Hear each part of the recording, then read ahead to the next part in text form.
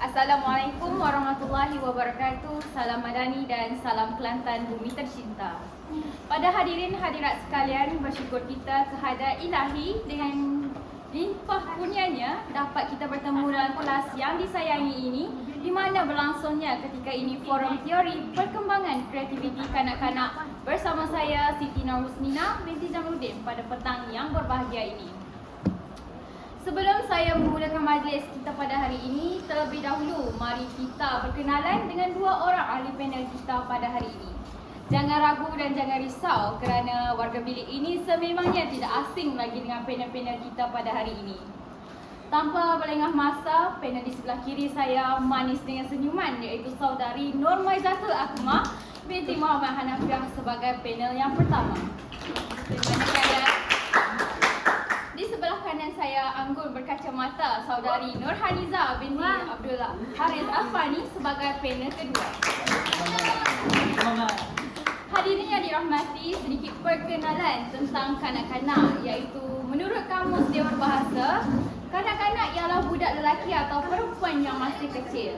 Kanak-kanak dilahirkan dengan mempunyai sifat yang dinamik serta berkembang mengikut fitrah semula jadi proses pembesaran mereka. Hasil kerja seni visual yang dihasilkan berfungsi sebagai alat komunikasi dan merupakan refleksi pemikiran kanak-kanak. Kanak-kanak tidak dapat dipisahkan dengan kreativiti. Malahan pada waktu tersebut ataupun fasa ketika itu ialah waktu yang sesuai untuk memperkembangkan potensi mereka dalam kreativiti. Baiklah, sebelum saya menyimpang lebih jauh, saya ingin ajukan soalan saya yang pertama. Bolehkah saudari maafkan saya. Saya ingin ajukan soalan saya yang pertama kepada panel yang pertama. Bolehkah saudari jelaskan apa itu teori perkembangan kreativiti Fisherman? Okey, baik. Terima kasih kepada moderator. Untuk Fisher, Robert Fisher, dia mempunyai 5 tahap pemikiran kreatif menurut teori dia. Iaitu yang pertama ialah peringkat rangsangan, peringkat penerokaan, peringkat perancangan, peringkat aktiviti dan kajian semula. Okey, yang pertama ialah kreativiti dan kanak-kanak ialah pemikiran kreatif yang dirangsang dengan apa, mengapa, siapa, bagaimana dan sebagainya. Jadi dekat sini guru perlu rangsang minda pelajar dengan pelbagai soalan kritikal ataupun soalan yang menakul, seperti apakah warna pada buah apple. Mungkin murid akan menjawab hijau atau merah ke situ. Okey, seterusnya pada peringkat penerokaan yang kedua, guru perlu memberi peluang dan masa kepada murid untuk mereka menjawab soalan yang diberi. Ada kesilapan yang sering dilakukan oleh guru di mana guru selalu memberi jawapan terlebih dahulu sebelum murid-murid menjawab soalan. Jadi dekat sini tidak bolehlah sebab murid haruslah meneroka sesuatu yang baru agar bersikap lebih terbuka lah. Untuk yang ketiga ialah peringkat perancangan. Okey, dekat sini dia merupakan peringkat yang menggalakkan pemikiran kreatif. Dan peringkat ini adalah untuk merancang semua aktiviti dan merekodkan segala kemungkinan. Okey, semasa proses aplikasi seni juga ia berlaku perancangan secara visual, iaitu murid boleh meneliti gambar yang dipamerkan oleh guru ataupun guru juga boleh menayangkan video serta slide bagi membantu murid berkarya secara lebih kreatif dan inovatif. So adanya dengan pembincangan ni secara lisan, murid-murid juga boleh melakukan interaksi sosial antara rakan-rakan mereka lah. Dan di peringkat aktiviti yang keempat, masa berkarya ni lah mereka juga boleh bereksperimentasi ataupun meneroka dalam mencari kepuasan diri mereka sendiri. Semasa ni mereka boleh nyatakan apa yang dirasa, apa yang difikir dan dilihat. Dan imajinasi dalam kotak fikiran kanak-kanak waktu ni dapat menghasilkan karya yang terbaik daripada mereka. Contohnya buat aktiviti seperti origami ataupun anyaman kertas. Dekat sini pentinglah dia tekankan pasal pentingnya bekerjasama dan menghormati keputusan rakan. Okey, yang terakhir ialah kajian semula. Okey.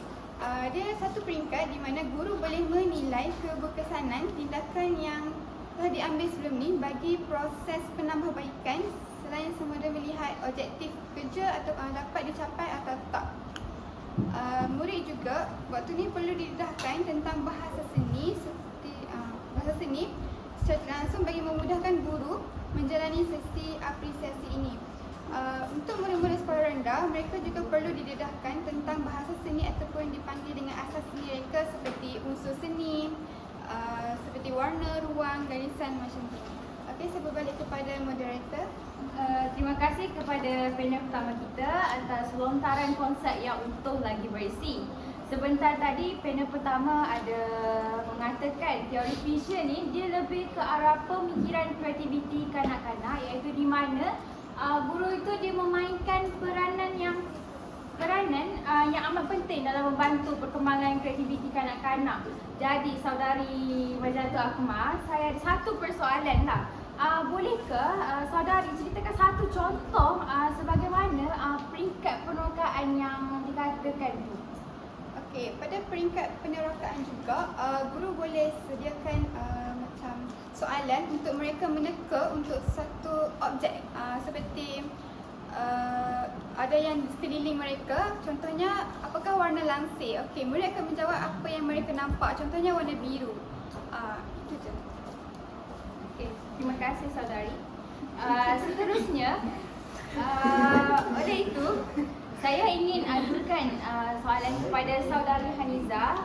Bagi saudari pula, boleh saudari ceritakan apa itu artistic development oleh Victor Lowenfeld, iaitu pembangunan artistik. Okey, baiklah moderator yang baik lagikan ketah bicara.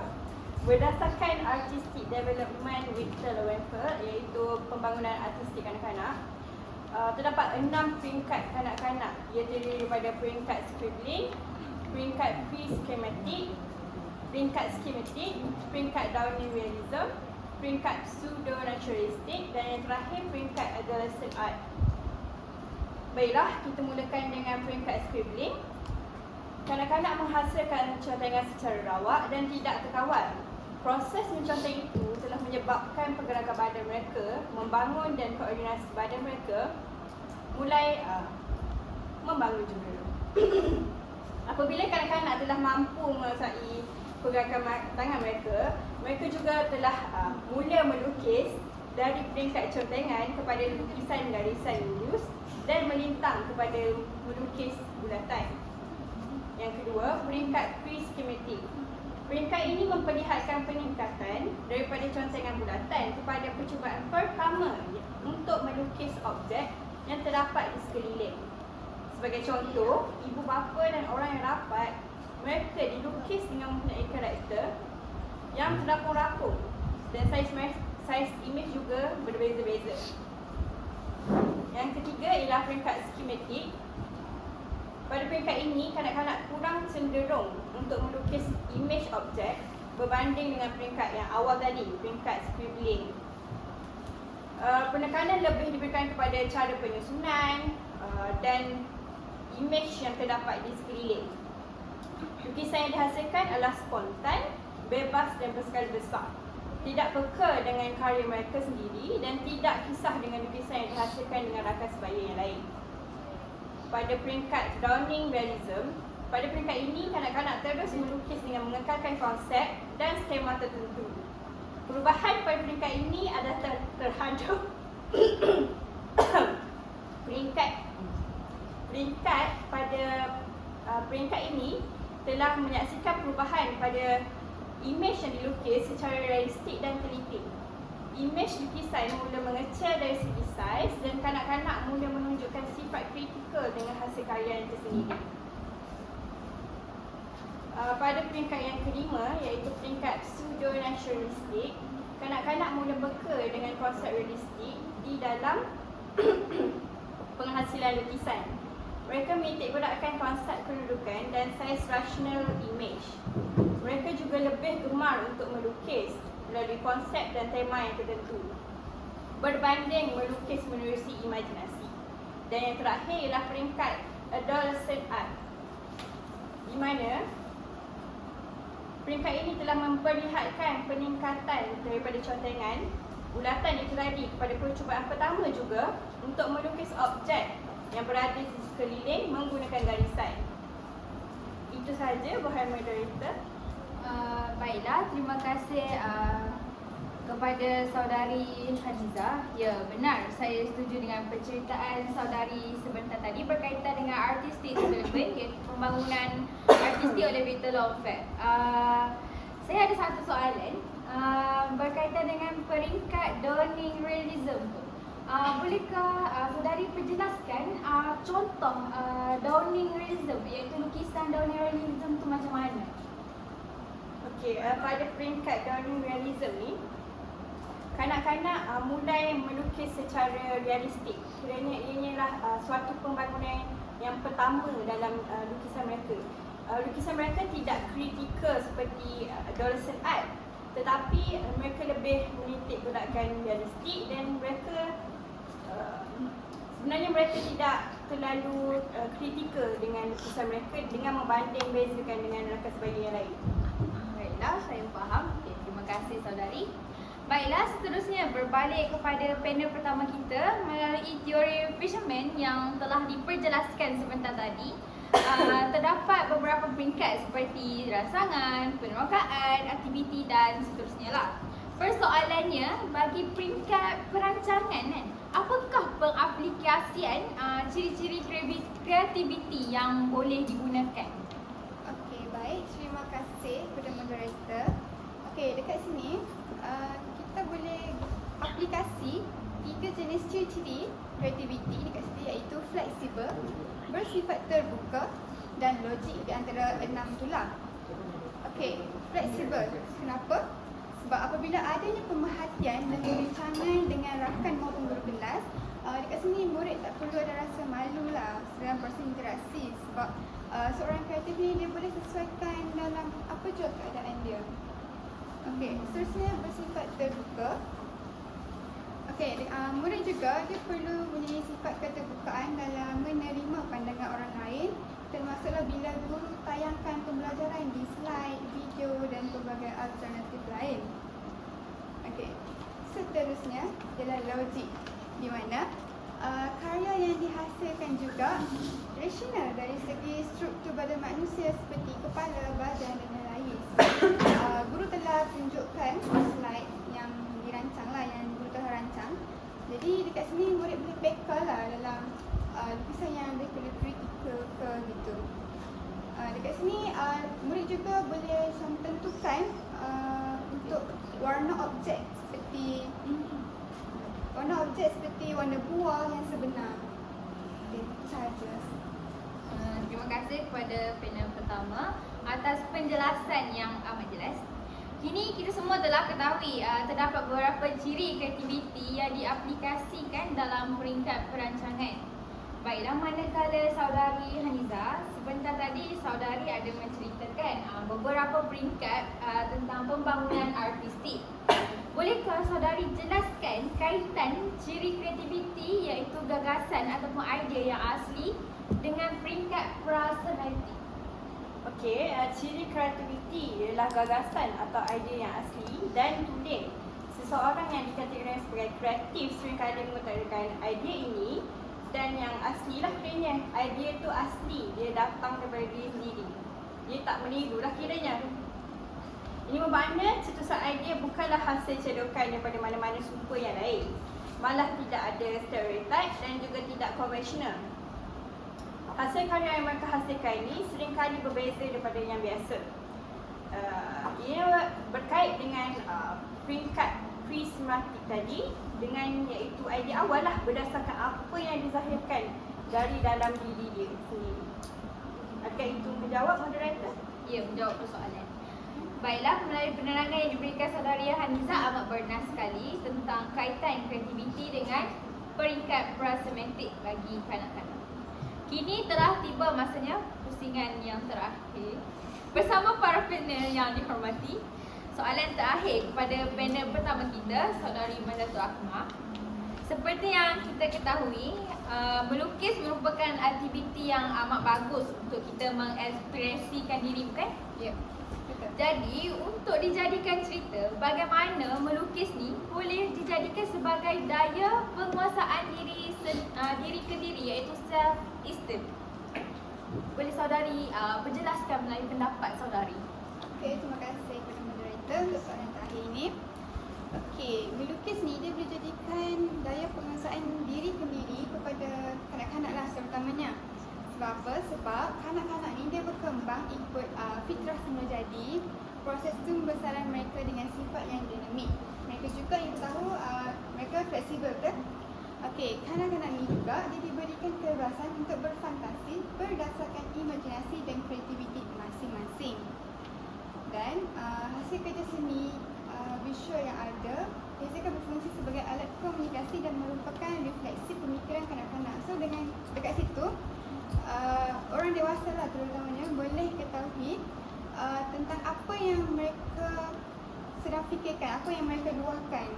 So dekat situ kita boleh tahu apa yang mereka inginkan, mereka nak macam tu. Dan aktiviti seni dan kraft kanak-kanak ni juga dia menekankan tentang pembentukan jiwa kanak-kanak ke arah kreatif, aktif dan berupaya untuk mencipta sesuatu yang baru. Okey, setakat itu sahaja. Okay, baiklah, saya ada satu persoalan berkaitan dengan hasil tadi saudari ada mengatakan tentang hasil kerja seni visual yang dihasilkan berfungsi sebagai alat komunikasi. Bolehkah saudari berikan contoh lukisan yang menjadi sebagai alat komunikasi, kita boleh tahu pemikiran kanak-kanak ni macam mana? Okey, sebagai contohnya lukisan mereka lukis macam gambaran satu keluarga. Okey, kalau satu lukisan tu dia macam ada keluarga yang macam rapat. So dekat situ kita boleh tahu yang hubungan keluarga tu rapat. Tapi kalau macam ada lukisan yang satu family tu tapi tiba-tiba ayah dia jauh. Dekat sini kita boleh tahu yang macam dia tak rapat pun, mungkin ayah dia suka dera ke, suka marah ke, so dia tak suka ayah dia. So dekat situ kita boleh tahu apa yang dia fikirkan waktu tu. Baiklah, menjawab persoalan saya. Terima kasih saudari. Saya amat bersetuju dengan pandangan yang diberikan oleh saudari. Seterusnya, turut menjadi pusingan yang terakhir kepada saudari Haniza. Saya ingin ajukan soalan yang terakhir, iaitu soalan yang sama juga saya ingin persoalkan kepada saudari, iaitu tentang melukis dengan kanak-kanak ni. Jadi, apa pendapat saudari bagaimana melukis ni dijadikan sebagai medium untuk berkomunikasi? Sebagaimana yang kita tahu, lukisan ialah sebagai medium pengantaraan lah. Lukisan merupakan bentuk komunikasi awal kanak-kanak sebelum mereka berupaya untuk bertutur. Melalui lukisan, mereka mencurahkan segala perasaan semasa melakukan aktiviti. Ini merupakan satu bentuk expression diri lah. Sebagai contoh, dalam sesebuah lukisan, ciri-ciri penggunaan warna itu penting yang menggambarkan perasaan seseorang. Sebagai contoh, kita ambil warna biru. Kita ambil warna biru yang menggambarkan keamanan, ketenangan. Dari situ kita boleh tengok dah perasaan kanak-kanak ni. Bolehkah saya tambah satu soalan? Boleh. Selain lukisan dia menjadi medium pengantaraan, adakah contoh-contoh lain yang sebagai menjadi komunikasi untuk ni selain lukisan? Ada. Daripada karya kita, contohnya kita ambil karya topeng kat belakang tu, kita boleh tengok dah, kita dah ambil idea kan. Kita dah tengok, contohnya kita berminat kan dengan karya tu, dengan subjek yang kita nak ambil tu. Contohnya saya sendiri, saya suka dengan siput, saya ambil siput macam tu. Jadi kanak-kanak pun macam tu juga. Mereka malahan lebih terbuka dengan minda mereka. Mereka tidak tertutup. Sebab pada masa umur yang begitulah mereka berkembang. Baiklah, saya faham. Jadi bermaksudnya pemilihan subjek matter juga mempengaruhi macam kita boleh tahu juga. Contoh macam saudari ada mengatakan saudari suka siput. Maknanya mungkinlah ada maksud tersirat dari Minta maaf. Minta maaf. Maksudnya adalah maksud tersirat daripada pemilihan subjek matter. Contohnya macam maafkan saya.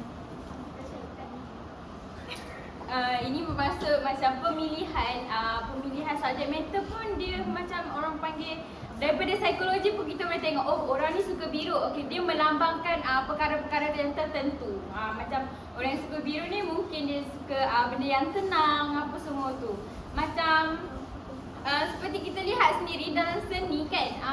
Contohnya macam dalam lukisan, kebanyakan dia penggunaan dia majoriti dia adalah warna-warna panas. Maafkan saya tersilap. Maksudnya macam satu gambar tu dia penggunaan dia warna macam merah, warna kuning apa semua tu kita tahu itu adalah penggunaan warna yang panas. So dia macam melambangkan perasaan. Melambangkan perasaan. Itu sahaja. Okey. Benar, saya turut bersetuju dengan pendapat saudari. Jadi, maka berakhirlah sesi soal jawab kita bersama para panel. Saya harap perkongsian ini dapat memberi manfaat yang berpanjangan kepada para penonton yang dikasihi. Di sini terdapat sedikit rangkap pantun.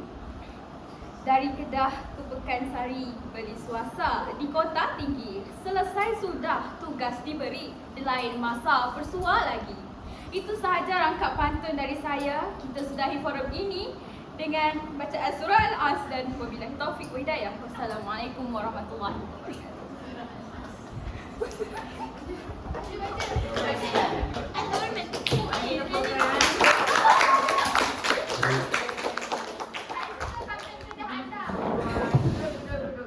Komen saya yang pertama untuk moderator sangat berjaya menyampaikan terbaik setakat ini. Dapat dari segi HP5, HPP5, dari segi komunikasi anda dapat bersuara dengan jelas, lantang dan bersahaja, dan menghidupkan suasana forum adalah peranan penting daripada moderator. Jadi moderator telah berjaya. Di peringkat awal masih kaku, di peringkat di akhir-akhir moderator dah berjaya mengeluarkan perbincangan kita ke arah lebih mencapai tetapi masih dalam skop perbincangan tajuk kita. Okey, tahniah kepada moderator. Semua di bagi penutup tak perlulah kita baca surah Al-As. Cuma kita tutup dengan wabillah. Assalamualaikum warahmatullahi wabarakatuh. Okey. Bagi dari segi model panel satu pada peringkat permulaan nampak kaku, nampak membaca nota tidak bersahaja, dan bila round ke second round tu nampak dah dia mula dah boleh berbincang secara lisan, secara lisan. Okey. Dan yang terbagus moderator kita itu panel kita yang kedua, Haniza. Bagus Haniza. Awak telah memberi contoh-contoh yang berkaitan, yang berkaitan, dan awak juga nampak santai. Nampak santai. Okey, bagus. Dari segi HPP, dari HPP2, dari segi kandungan, anda telah berjaya, kumpulan anda telah berjaya membincangkan topik ini dengan mantap, dengan tepat, dengan memberi hujah-hujah yang terbaik dan contoh-contoh yang terbaik. Okey. Jadi sini anda berjaya memperoleh markah sebanyak 4.8.